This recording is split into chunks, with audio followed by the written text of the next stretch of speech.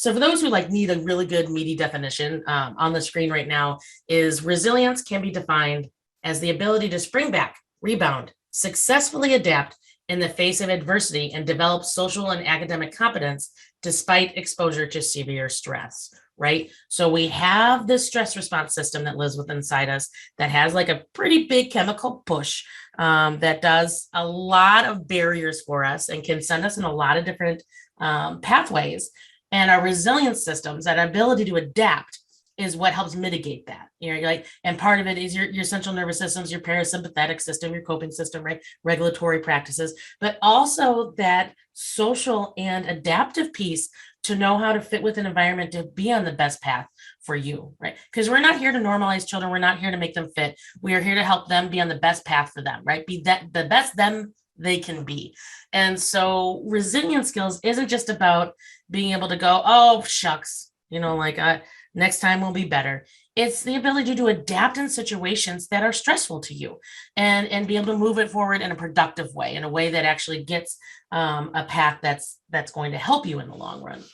What are some of the skill sets, or what are some of the things we can start paying attention to with resilience? So now that we have a basic understanding of resilience through the definition, I want us to look at some of these skill sets that you see on the screen. So things like self-confidence, self-esteem, self-direction, problem solving, self-image, adapting to change, coping skills, orienting to demands, right? Being aware and having the ability to take in information around you. These are all really important skill sets that help support somebody in a resilient system. So what we're going to do now is we're going to watch a video of an animated video of a student whose resilient skills might not be all there. They might be emerging, or they're starting to develop. And I want you to know what's exciting about this video is we contracted with a company called Islands of Brilliance. That is a program that invites students with neurodiverse needs, usually students on the autism spectrum, and they pair them with people from the field inside graphic design and animation and computer-based careers. And they have lots of different workshops, lots of different avenues while the children are in school. But now they have a group of neurodiverse creators that are starting to build their work portfolio.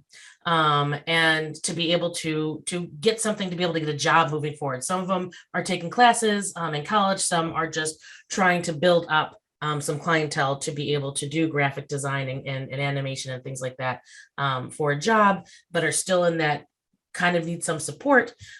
So the video that we have to show you is created by people with neurodiverse needs. They all identify on the spectrum and all had IEPs going through school.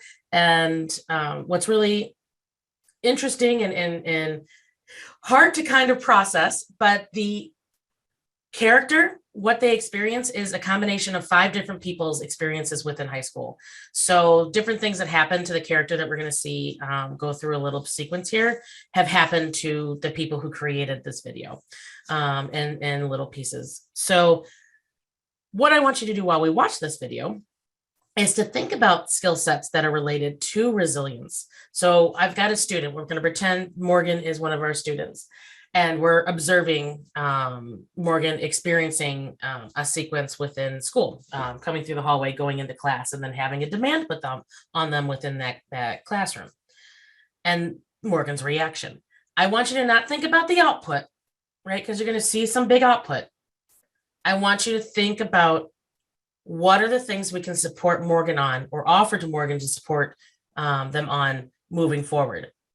Okay, so here we go.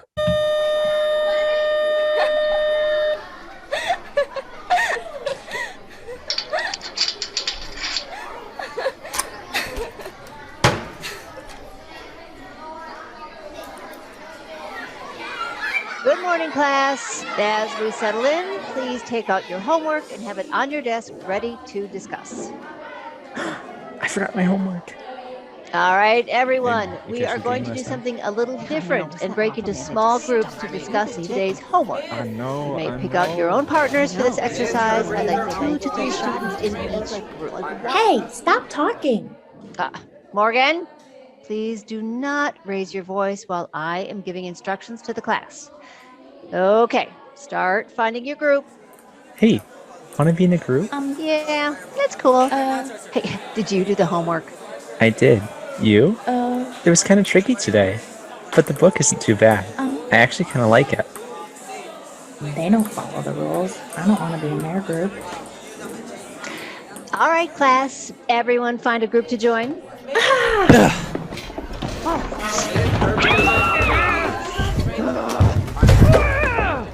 What did we observe?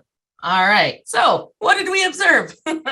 What did we see that might be skill sets that are emerging or weren't accessed at that point that might be under the bucket of resilience? Basically, we're asking ourselves, why did we see Morgan flip a desk, refuse to get into a group? There was some verbal protest as well. Filtering out the noise in the hallway, right? So it could be an adaptation to an environment and being able to advocate or to seek out things that help mitigate the things that are affecting them, like the sensory input that's affecting Morgan. And he wasn't able to join a group. He didn't appear to have the skills to ask questions.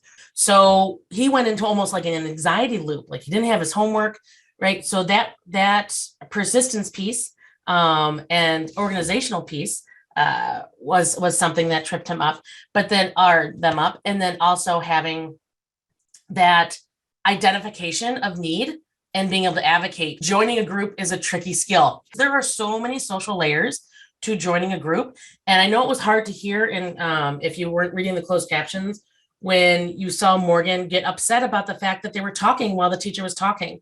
Morgan couldn't be flexible in the idea that they were breaking a school rule.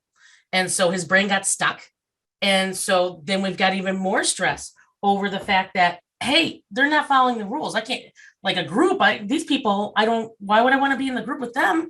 They don't do what they're supposed to do, right? Being able to stay calm and adapt and shift where the group is kind of going, right? So lots of adaptation skills, lots of probably coping and regulatory skills that we could be looking at, and that persistence, right? Knowing that I need to follow the directions. How do I get through that? What's my next step, even though it's hard? And I don't want to be with these people. And right. So there's lots of layers to what can be going on within how we can show up to support Morgan. That whole root cause process of asking ourselves why. We can stay and go, okay, I saw Morgan throw a desk. I saw Morgan verbally protest. I saw signs of anxiety, right? And avoidance. I can live in that, right? I can be like, okay, I'm going to track how many times they don't throw like he doesn't throw a desk, or how many times he doesn't, right? We can stay in the effects of what's going on. But what we really want to pay attention today is to learn different things about what could be the root cause of why we see a desk being thrown, why we see such anxiety in their nonverbals, why we see verbal protests, right? If we live in the effects, we can't go very far. We start deep diving in the root causes.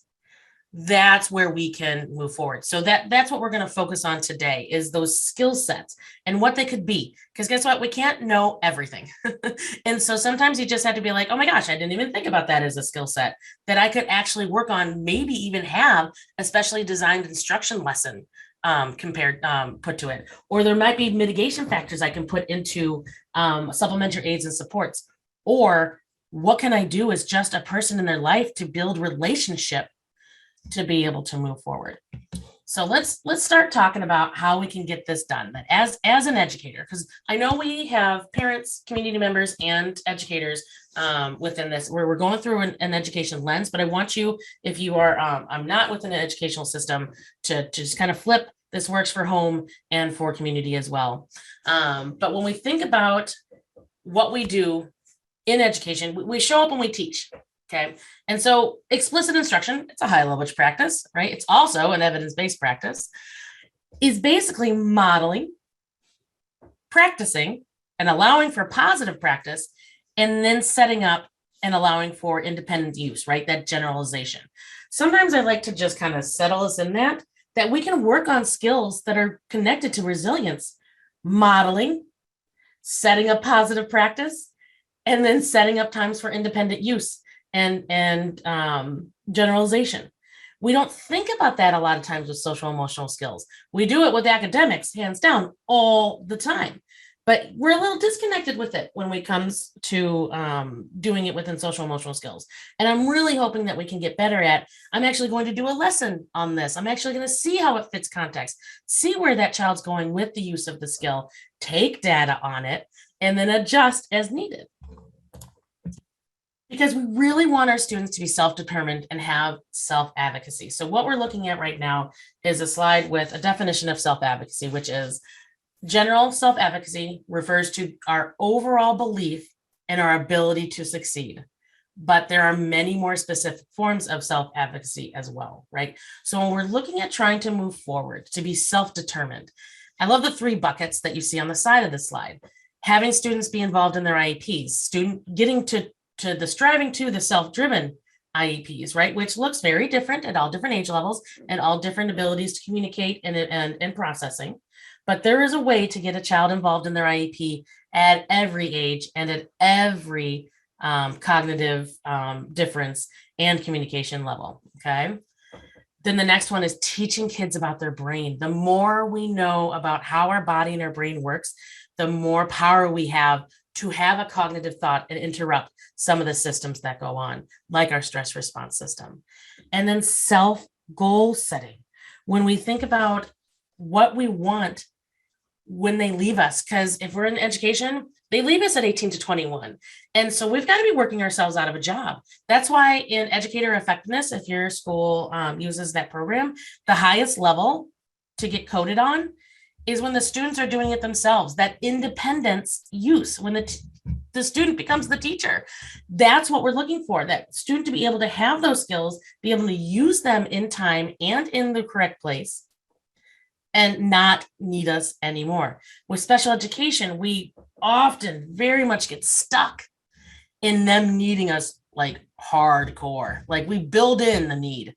So we've got to be aware of that and how we are actually teaching kids to have a self-goal system and being able to do it. Because most of the problem behaviors that we see are usually a lack of ability to adapt, but also that's that self-determination coming out in a mismatching form.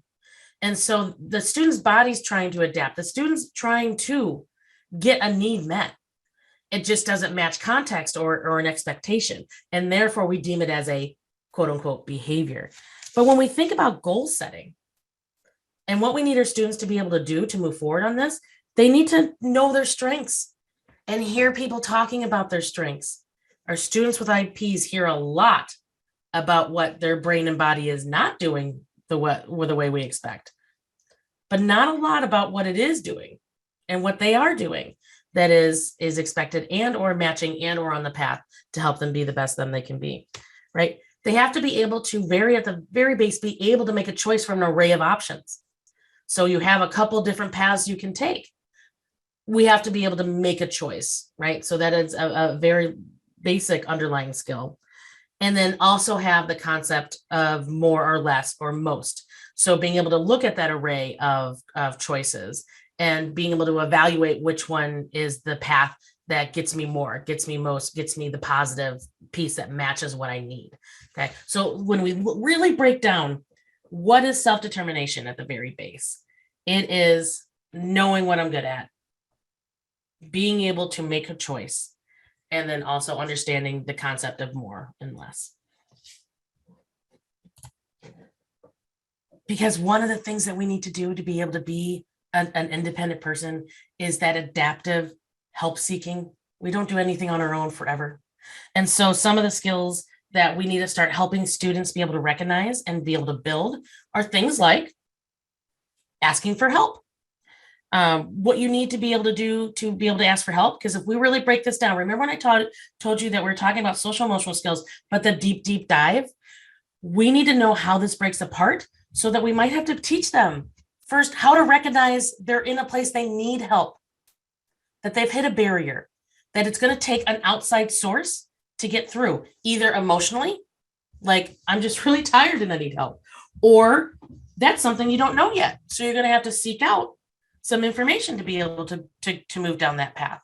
Okay. But first you have to be able to recognize. Then you have to make it socially matched context. So for example, we had a student who was highly involved in his IEP. And so his accommodations, his supplementary aids and supports was very intense and very much matched what he needed. And he would walk in. I remember he went into a math class one time, and new math class, new math teacher, right? And said, you have to do this, this, that. And he read off all his math accommodations because I have an IEP and it's legally required. Screaming in the front of the class as he's walking in to a new math teacher who has no idea who he is. Okay. Of course, I mean, you can watch the math teacher go, oh, what is this, right? Just what am I getting myself into? And how naturally do we show up to support people that we have a visceral response to? So that student had advocacy skills, but it didn't. He recognized what he needed, but he didn't have the ability to match the social context and to be able to navigate a social relationship to leverage having somebody come along with you on those needs. Is it legally required? Yeah, but how many of us know that no matter what's in that IEP, just because it's legally required, does it show up all the time? Unfortunately, it does not. And there's a lot of different reasons why, but unfortunately, that just because it's on a legal piece of paper does not mean it happens in time all the time and with every single educator that child interacts with.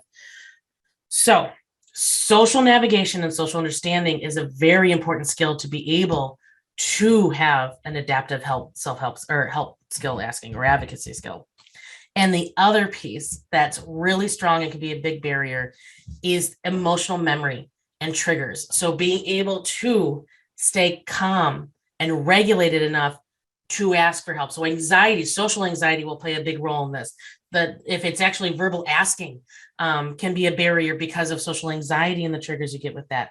Or after that, maybe that math teacher, and this math teacher did not yell back at the student, but let's say that math teacher like put that child in his place, right? And just really yelled at him, got him in trouble.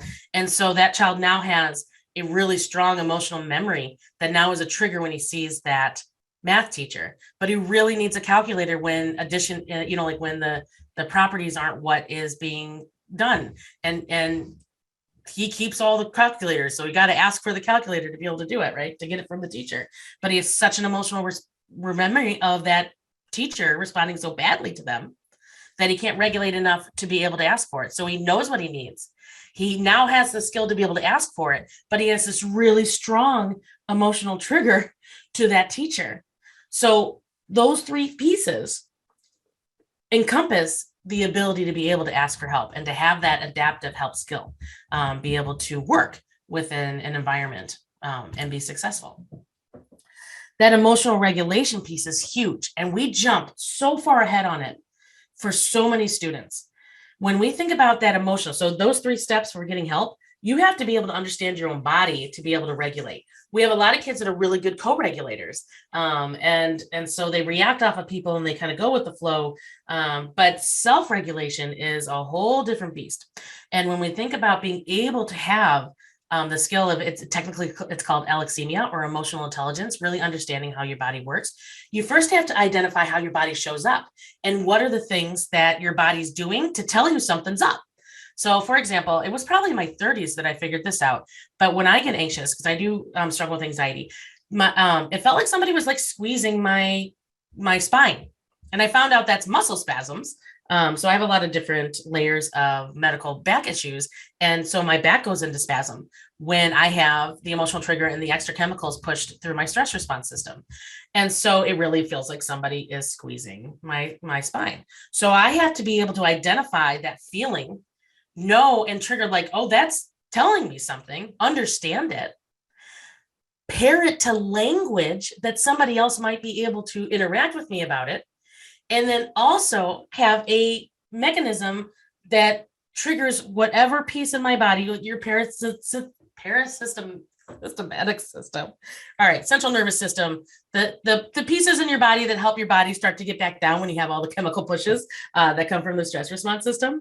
That has to be, I have to have a method that actually works. And then I got to trigger it to happen. That's a lot of steps. Right. And what you see on the screen right now is Kelly Mahler's kind of ways to do it. She says it in teaching it interoception, teaching you how your body, that sensation that's coming from the inner part of your body. But she's basically doing the same thing. She's saying, hey, how's my body showing up? How's it feel? What's going on? What are some language we can put to it that's understood by all and can be in a conversation? And then what action actually matches to be able to mitigate the pieces I'm feeling. So I have to go to the bathroom. What do I feel? I feel this tightness in my bladder. What's that feel like, right? You have that general idea in your head of what it might feel like for needing to go to the bathroom. What is the trigger? Like, hey, I'd like to go use the restroom, please. And then the adaptation of going and actually using the restroom. But some of the coping mechanisms we use, especially as little kids, is the crossing your legs, doing the potty dance. Like I go to the bathroom, right? That's an adaptive skill to be able to mitigate the effect of needing to use the bathroom, which was the trigger from our body. Or we can have an example of like my anxiety one, where I had the understanding that I'm having muscle spasms, and this most likely is meaning that I've got a stress response system going here. Because when we live in it, when we're living in the emotion, it's very hard, because you're in the emotion and your stress response system is triggered, to cognitively break things down. That's why people like Dr. Dan Siegel goes, name it to tame it. When you can put language to it, when you can put it into a bucket, you have an ability to start really keeping it in cognitive form and not just the emotional feeling form. And so we have a path we can move forward on, and it makes more sense to us, and it actually helps regulate us. So when we think about the emotional regulation part of just asking for help, like that's how we got into this, but emotional regulation in general, it does not start with, here, deep breathe, right? And the coping skills that we often jump right into. That, I have to say, is one of probably the biggest barriers we do to ourselves, is we expect kids to just jump into coping mechanisms. We put in their IEP that they will engage in a taught coping mechanism, right? Really good compliant goals with really good meaning behind them, but jumping way far ahead of the skill base that the student might be at. So when we think about coping in general, it is not only the action. So there are some things our body automatically does, right? So when a child's like super upset and they're right, we start deep breathing like that because our body their central nervous system is trying to automatically bring all those pieces back down. So it's triggering some things to help our bodies adapt. Some of us are more naturally better at ones that we don't have to cognitively think of that just trigger. Some students, some of the actions actually that their body go into are not adaptive, are not going to bring that system back down. Sometimes it actually escalates the system. And some of the pieces that a body goes through, especially a body with some really divergent pathways, might go until they pass out. Like they don't ever start to come back down. They just use up all their energy because their body's not naturally adapting, not naturally regulating. So it's not just about the action. There is a cognitive piece that comes into play for most of us and also for our students who have really divergent systems. We have to think about how we're approaching coping within learning and the expectations we have for students. And that when we go to engage a student in coping, are we actually thinking about, does that match the student? I'll throw one out there. Breathing, right? We demand breathing a lot, which is not a good idea, to demand somebody to breathe, right? Have you ever had somebody come and say, breathe, right? I had my partner say it. He's like, just take a breath. Like, take a breath. I'm like, I'll show you take a breath, buddy. Like, I was really upset with him. But, because we're not good at being told. But breathing is one that is very research-based. It really ties to your central nervous system. Out of all the things we do to teach coping, how many times have we actually stopped? One, made sure it matched that student, and two, got them involved in understanding whether or not they think it matches them. A lot of the things that we go to teach for coping are very cognitive based. Well, early childhood and younger, you're not having metacognitive thought about what's going on until like second, third, fourth grade. There's lots of imitation. There's lots of testing. There's lots of figuring out in early childhood, but you're not doing a ton of serious cognitive work around coping at 3, 4, 5, 6, 7, 8, and 9. but yet we expect it. Okay, so that's why we sometimes don't get good matches. We expect the kids to adjust, but really we need to. A lot of times the ones that we model, and I'm not saying this is bad. I'm hoping you're doing a lot of modeling, and I'm hoping you are doing a lot of showing kids different types, because sometimes you don't know what you don't know. So I don't know if that's going to work for me. I've never tried it. So modeling is a great way to try different ones out. The sequence of the Tucker turtle, stop, tuck in your shell, count to 3. Those are great ways to model and to show different methods. Like, oh, I like to do square breathing. But we have to recognize that a lot of the ones we go to are ones that work for us or that are in our curriculum. They might not always match kid. And so when we have a student who has a really divergent,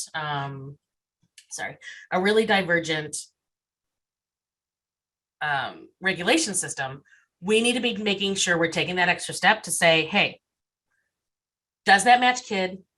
Am I noticing it's working for them? Are they noticing it's working for them? Are we talking about this when they're in learning mode, not when they're triggered? When you are needing a deep breath, we are not talking about the importance of deep breathing. Okay. Outside of that time is when we're talking about it. So when we're looking at what's on the screen right now, the picture has actions and the cognitive piece separate around coping. We need to really pay attention to that. And when we do learning around coping, find out where that student's at and adjust to it, and not expect them to trigger a coping system. Because if they're really in a hyperactive stress response system, they might not even be able to get to the impulse of getting to cognitive work to be able to go, I need to do a coping mechanism right now. They might be all in just co-regulation, and we're working on the different pieces of co-regulatory practices to help them get their body in a place that they can actually interrupt their stress response system. That is a hard thing to do. And a lot of times we jump into the cognitive work way too fast. And we're really in that co-regulatory piece for quite a while for a lot of our kids with overactive stress response systems. So what's another area in which we can start working on inside resilience? I love to think about persistence. I get this a lot. Like, well, they just won't get through their work. Okay. Sounds like we got a perseverance kind of difference here. We can actually explicitly work on perseverance with a student. And so here are 3 methods that are clinically based, but they actually are also a lot of what video game producers use to be able to get you basically addicted to video games, right? So it definitely has an unintended consequence that is not so good when you use it to make money, like in a video game. But within education, we can use it to help us actually get a student to learn what perseverance is. We expect it. We talk as if they know what's going on with it, but we don't actually teach them the nitty-gritty of how it works. Because for a lot of us, perseverance is just an unconscious skill that happens for us. It's like a character piece almost to some people. But there are skill sets in that. There are patterns we can teach that you can cognitively latch onto and do if you need to get through things. So the first one, behavior momentum. This is basically doing a whole bunch of easy stuff and then throwing a hard task in, right? So we get going on stuff we know. Good. I've got this. I've got positive praise with it. This is going great. All right, now we're going to try something a little bit tougher. Okay, so it's easy to get to the tough. That's behavior momentum. Your next one, task interspersedness, is mixing it up, right? So some people just thrive on the randomness of it all. Like, oh, that was a hard one, and then I got an easy, and a hard and easy, right? Not knowing what's coming up next might be a way to do it. Or sometimes it's just nice to mix things up and not have that incremental. Then there is the incremental rehearsal, where it is hard, and it doesn't have to be 3 or 7. The numbers, you start with hard, and then you end with easy, right? And your easies are going to be longer than how many hards you had, right? So hard tasks that are new, tasks that might be challenging. So we've got the easy path up to the hard. We have the mixed up, and then we have the hard tasks down to the easy, okay? All of those are good research-based ways to help build perseverance. And we all, with different tasks, match each of these methods in different ways. So know that that is also student-based. Having conversation, do you want to start with some really easy stuff or start with the hard stuff and or you want to mix it up? right? Let's try one. Let's try, you know, easy to hard. We'll do 5 easy and then 2 hard. Okay. So that is a skill set that we can work on. Another piece that's not a skill set. So now when we think about, like asking for help, or that adaptive need to be able to go, hey, my body needs something, and here's a process to get it. Being able to recognize our coping strategies and live within that. Or the next one that we talked about was perseverance, right? Those are some specific skill sets we can work on. Now I want to start talking about how we show up and what we can do with being able to be a protective factor for a student, because that's the other really big piece to a student building a system that's resilient, is being able to have protective factors around them that help mitigate some of that stress response that they're encountering. And so in the resource that I used for this piece is a really cool article that it was by Steve and Sybil Wolin. So make sure you check this one out, because I'm going to put on the screen, and this is so against how PowerPoints and working should be, because it's just a bunch of words. So right now we're looking at a bunch of words, and I'm going to throw a bunch more words out to you. So they're going to pop up, and I want you to look, and if you want to kind of look through them and evaluate which ones match you, which ones don't. But when we think about what a protective factor is, it is somebody in a child's environment that is there, that moderates, buffers, isolates situations so that it mitigates the effect on the student. Okay. Some of us just are being the relationship we have with a student has that kind of there. Like, we have such a good relationship. Is there anybody in your life that you just enter a room and you just go, oh, just being with that person just brings you down into a more calm regulatory state, right? They're a really strong protective factor for you.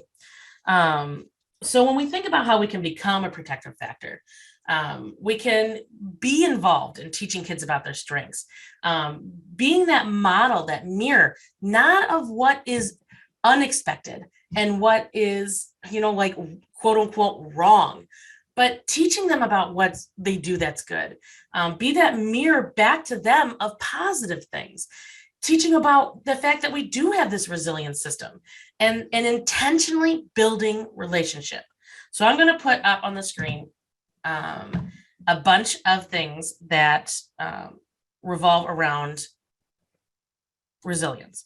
And I want you to look, and I want you to think of, what are these things that you might put into place already for students?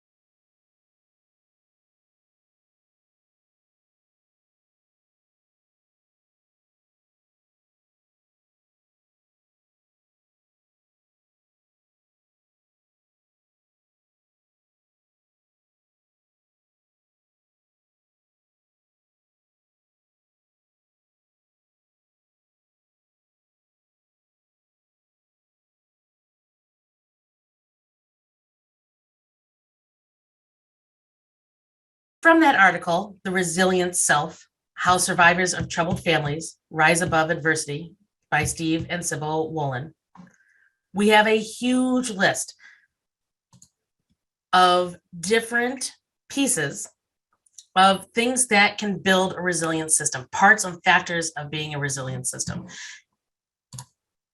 So as a protective factor, how can we show up? So here you see on the screen a couple different ways to do that. We've got, sometimes we just need to go silent. When in doubt, take your words out. Stop talking, right? Just being quiet and showing up for kid is a great way to be able to start building that relationship, start being that protective factor, starting to that co-regulatory piece that child's body might be striving to have. Think deeply about your words. Our words matter. Once it's out, it's like a toothpaste. You can't put it back in the container, right? Ever try to put toothpaste back into a toothpaste tube? Yeah, it doesn't work. Once it's out, it's there. So think about the words we use with children and around children, how we describe students to other people, how we are putting words into an IEP, right? A lot of people get upset about, well, an IEP is supposed to be what we're working on. How can it be strengths-based, right? Just saying a child communicates through the use of biting versus the child bites all the time is a way to start flipping that system. What is the actual need here, right? Biting might not be a strength, but that child has a communication mode. That could be the strength. They are looking to say hi. It's just coming out in a bite because they're so excited. But that doesn't discount the fact that they're really excited to see somebody, that they're super social. So how we're describing things, and I'm not saying ignore the bite. We're going to support that student in navigating that world and making it so that it matches the person they're communicating with a little bit better and doesn't cause physical harm to say hi. But that doesn't lose the fact that they're super social and saying hi. Validating their emotions and diving in when you can. Like, tell me more about that. Or it's just, I hear you, man, that sucks. Sometimes being just that empathetic being on the other side of an interaction is what, not the sympathy, but the empathy. Like, oh, I've had that happen to me in the past. I know how that feels. And it does. It's not a good feeling. And that's hard. Slow down. We have this really cool mirror neuron system that reacts off of each other. So when we start talking slower, when we start deep breathing, we have a better chance for the person on the other end of this interaction body to pick up on those nonverbal systems and integrate it into their own and start almost copying us and imitating us. Not exact, but your body will start triggering some of those processes within them through that really intricate mirror neuron system that we have. Using visuals for students who have access to understanding and processing visuals, it can be a little bit more stable than a verbal voice because there's so many tones, right? I can say hi, hi, hi, hi, right? The one word hi can mean like 8 million things depending on how you say it and the context in which it's in. A visual help process things or less cognitive load to process things than verbal language. And so a lot of people are like, okay, well then I've got to make visuals for all this stuff. Start small. Start with the things you say the most. So that if you had, like line up for elementary students. We say that all the time. Do I have a picture that represents line up?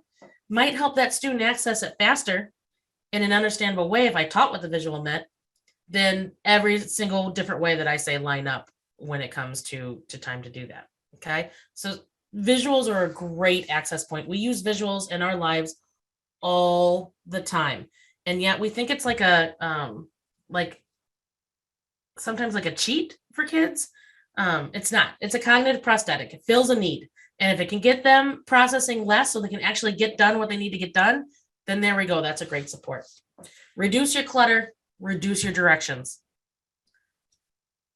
The more the brain has to process, the less likely you're going to get to what you need to. So when you can actually consciously think about how does my space look? How do I process in giving directions? Right? Do I give all 10 all at once and then go? Or am I going step 1, step 2, and I've got a visual. Step 3, step 4. And am I doing it just for one kid? Or am I helping everybody out by doing it just generally? Thinking about that inclusivity piece. When we do things just for one kid, we marginalize them greatly, make a social emotional difference with them. When is it going to harm the whole class if I slow down with my directions and give them in small chunks? Absolutely not, right? So thinking about how can I really back that up, reduce the area of clutter within my classroom. And sometimes that's just easy as covering up a shelf with a piece of fabric. And so it's not an open shelf, it's a covered shelf, right? And or having a blank space in your room. I don't think we do that enough. I've seen teachers who've actually used cool borders and put blank space.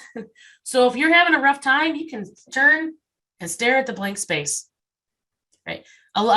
Students with ADHD, this is a helpful piece, to have their brain be able to take a break on the visual content of a room.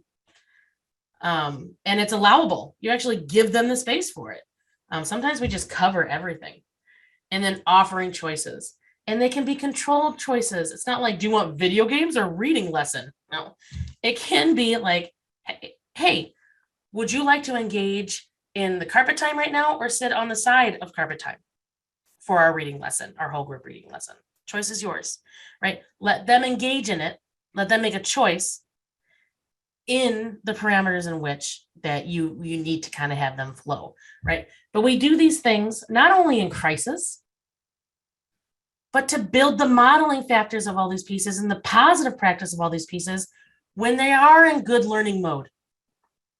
Sometimes we only give choices and we start breaking up when they're in crisis. No, let's start doing this on a regular basis so they get used to the pattern of it.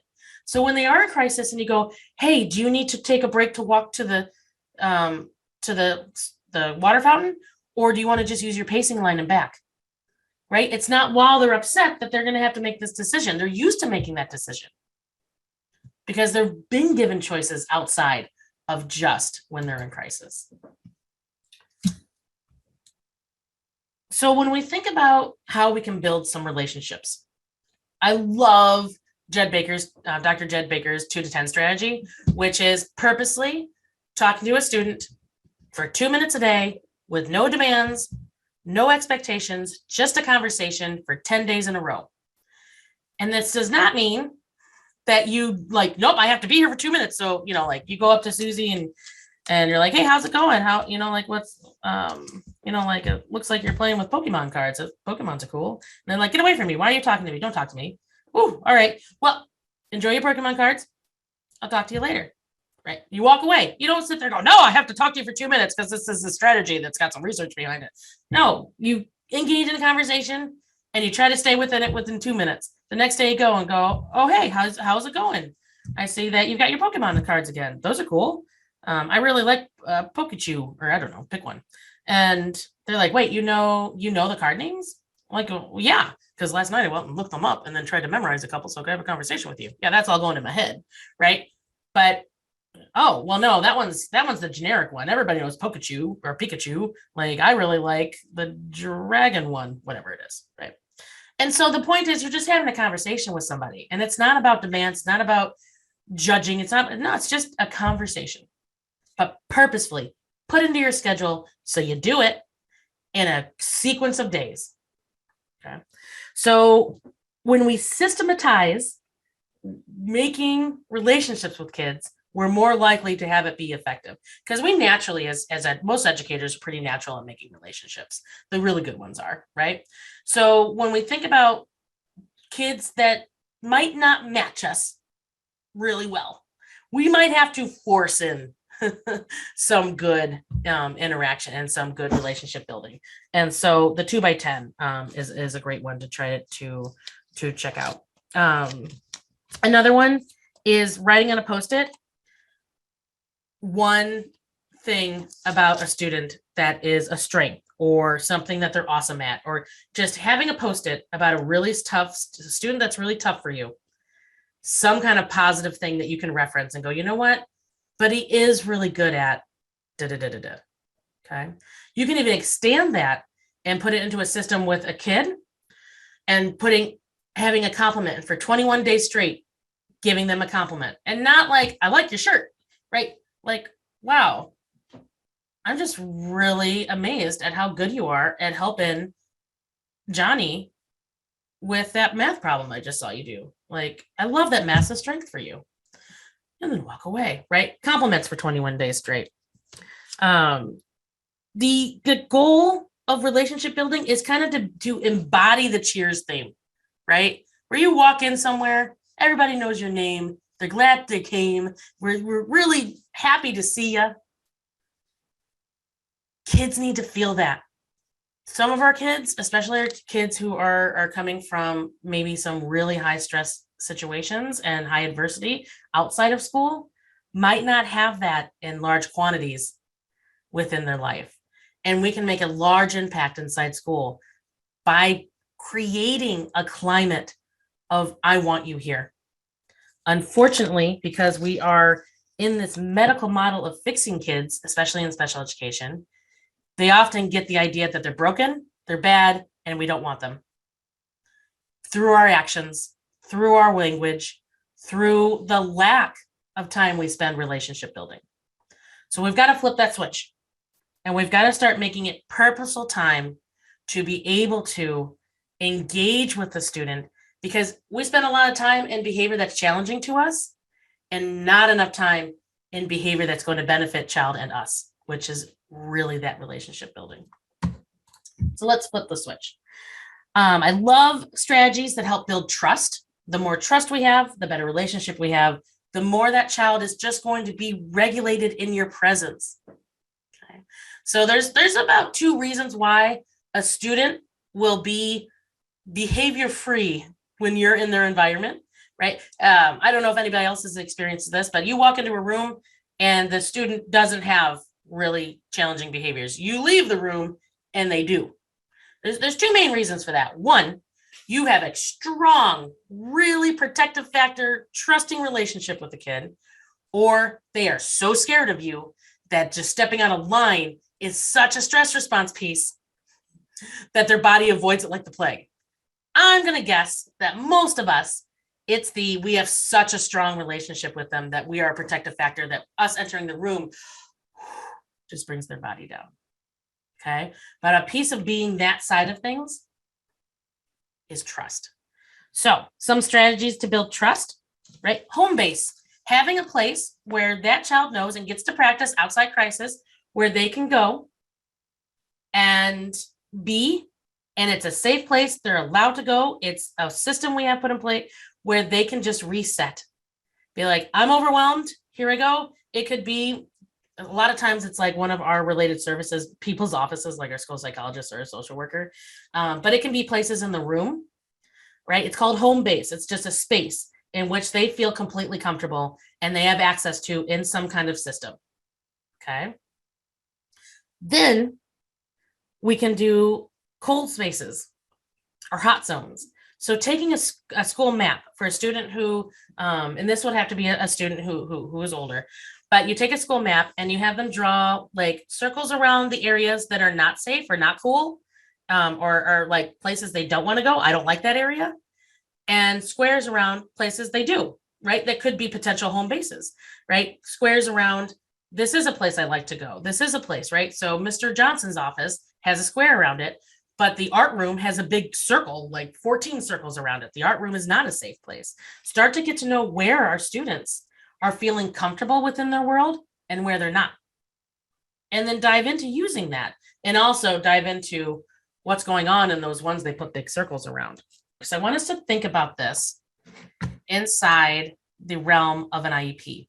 So we've been kind of talking about what are some skill sets that we can work on? What are some of the root causes that might be happening within an environment? But now I want us to think about, how is this showing up in the services that we provide, whether it's accommodations like supplementary supports and supplementary aids, whether it is specifically design instruction that you're kind of triggering and exploring in your head, whether it is different ways we're going to start to take data and not think about just the output, but what could be the skill sets that we're growing here.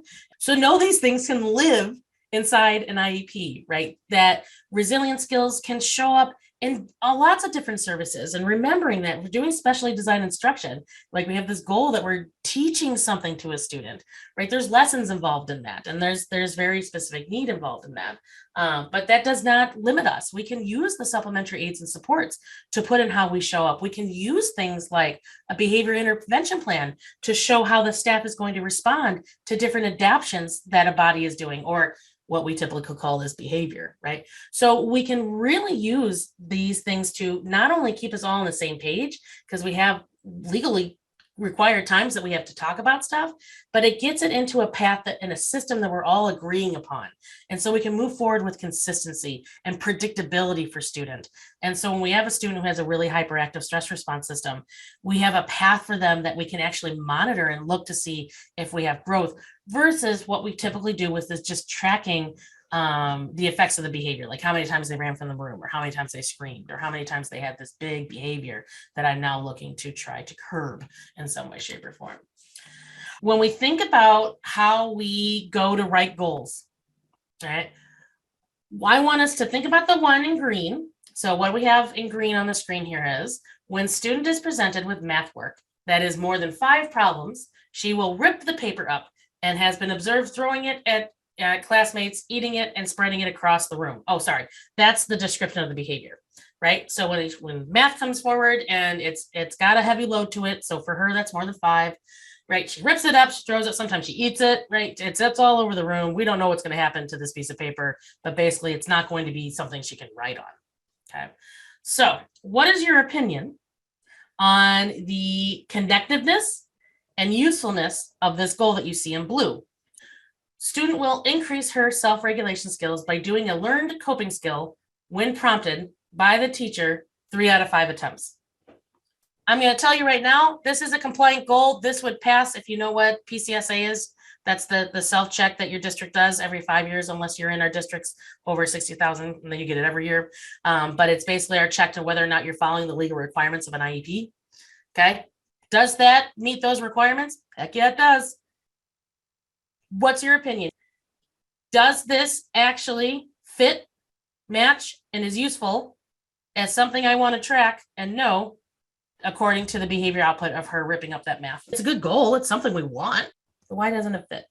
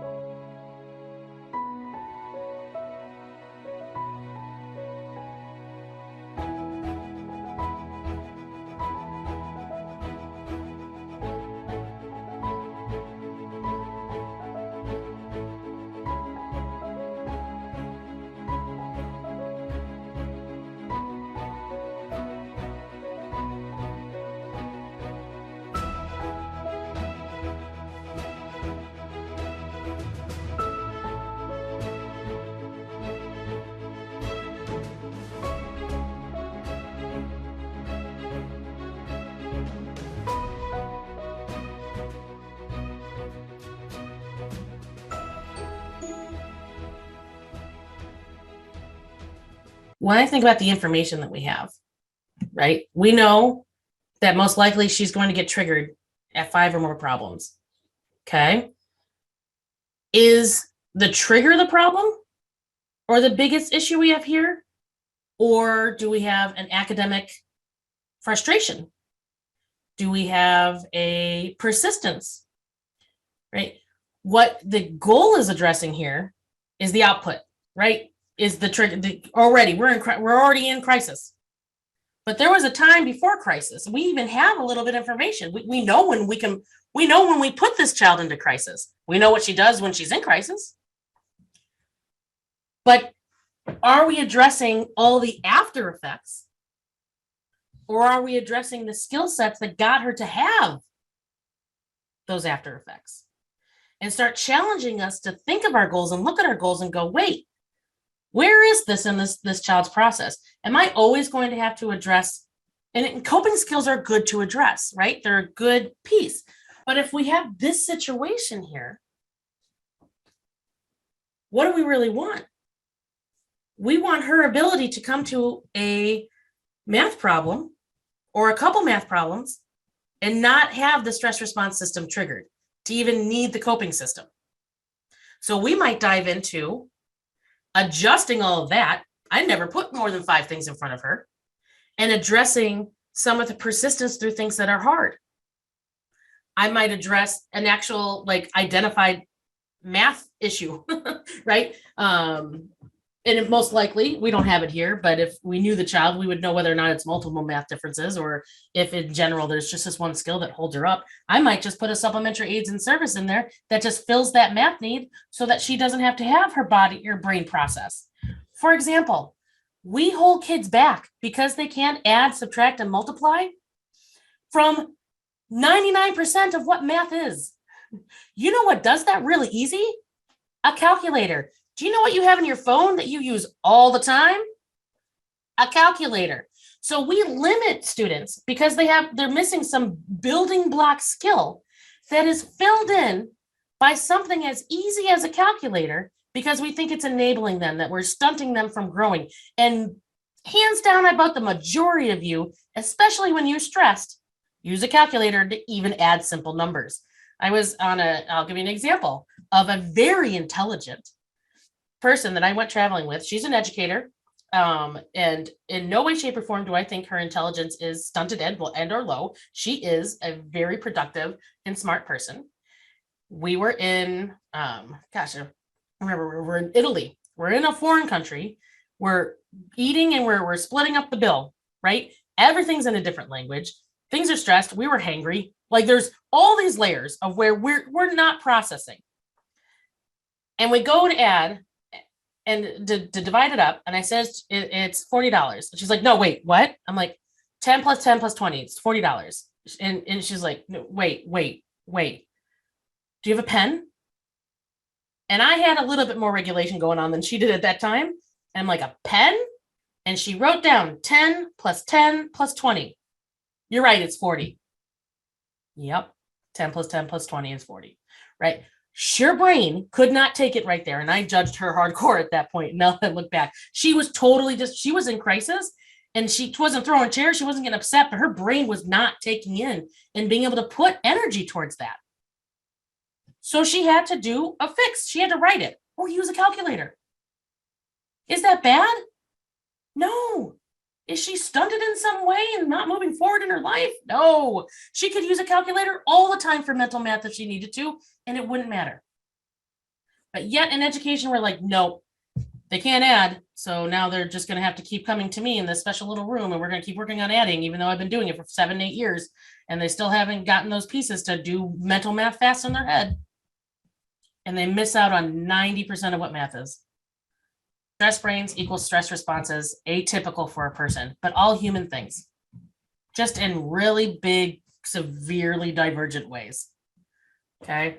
And when we can get rid of the idea that it's not okay to fill for a student to be able to get the breadth of the rest of the information, 4th grade math, perimeter, you have to be able to add to be able to get to perimeter. But when you are saying, well, they can't add, so now we can't even do the perimeter lesson, that's so limiting. Give them a calculator, because if they know to add, that's the goal, then let them add 2 plus 2 plus 2 plus 2 to get that the perimeter of that square is 4. No. 8. Right? So if I'm doing 4th grade math correctly, I really hope I just did 4th grade math correctly. Now I'm like second guessing myself. The perimeter is actually just adding every side. But, you're building the fence or you're trying to figure out what's inside. So yeah, when we think about how we limit because of that. So let's go back to this, right? So what could I have filled in so she can get past 5 class? So maybe it wasn't even a goal I need on this. Maybe it's just a cognitive fill, a cognitive prosthetic fill, which is what I like to call some of the things we use in supplementary aids and supports, right? Because if you think about it as a cognitive prosthetic and you think, what's a prosthetic, right? Most people think like maybe a prosthetic leg. Would you take a kid's prosthetic leg away from him and say, walk?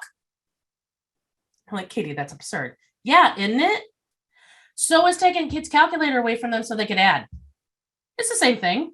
It's a brain thing versus a body thing, but it's the same thing.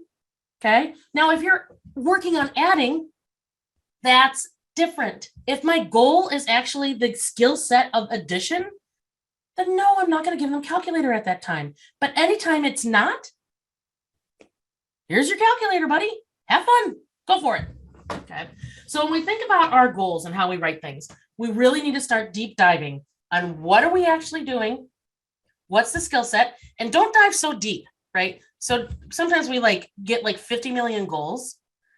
We got to think, what's our biggest bang for our buck in the root cause that's going on? And for a kid, it might be coping, right? For this situation, I'm trying to get it. There's other factors here that if we help fill that need, whether it's a supplementary support or actual specially designed instruction, we won't get to the trigger. Okay. We're helping them adapt before that. We're helping them get pathways where their stress response system doesn't become a part of it. That's a true goal. and moving our kids forward. Some of our kids, we're going to be all stress response because that's how they show up. That's one of the things that they're battling, an overactive stress response system. Sometimes we got to back off from that and go, what is happening that's actually getting them to that stress response system?